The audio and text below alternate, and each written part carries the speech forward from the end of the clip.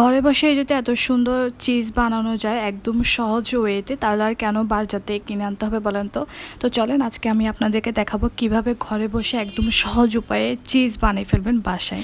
তো এখানে আমি 1.5 কেজি মতো দুধ নিয়ে নিয়েছি, আর সেটাকে আমি পাতিলে বসিয়ে একদম কম আঁচ দিয়ে আমি এখানে বসিয়ে দিয়েছি। আর এখানে আমি বারবার চেক করছিলাম যে আমি আমার যে ফিঙ্গারটা আছে সেটা আমি ডুবাতে পারি কিনা। তো আমরা যদি আমাদের ফিঙ্গারটা এই দুধে ডুবাতে পারি, তো আমরা বুঝিয়ে নেব যে এইটুকুই আমাদের দরকার, এতটুকুই আমাদের গরম দরকার, এর বেশি গরম কিন্তু আমাদের দরকার নেই। এরপর আমি এখানে ভিনেগার দিয়ে দিয়েছি। আমি এখানে প্রায় 3 চামচের মতো ভিনেগার দিয়েছি। আমার 3 চামচ লেগেছে এখানে এটাকে জট বাড়াতে। তো এই যে বারবার নাড়ছিলাম, আর ভিনেগার দেওয়ার পর এটাকে বারবার নাড়তে হবে, নাড়াতে কিন্তু এটা জমাট বাঁধবে। তো জমাট বাঁধার পর আমাদের এই প্রসেসটা এই এতটুকুই এসেছে।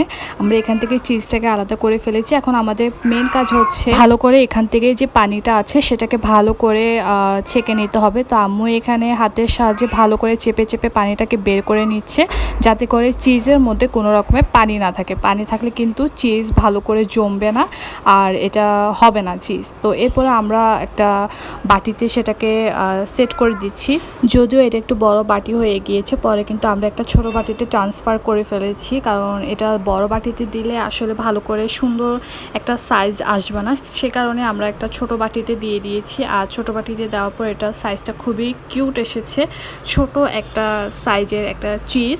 তো এই চিজটা কিন্তু আমি পরে পিজাতে ইউজ করেছি, যে আসলে এটা চিজ হয়েছে কিনা সেটা দেখার জন্য। তো আপনাদেরকে একটু দেখিয়ে দিলাম, এটা একদম পারফেক্ট একটা চিজ হয়েছে, একদম দোকানের মতো। তো আমি এখানে পিজাতে ইউজ করেছি। তো আজকে ভিডিওটা ভালো লাগলে লাইক, কমেন্ট অ্যান্ড শেয়ার করবেন অবশ্যই। কেমন লেগেছে জানাবেন।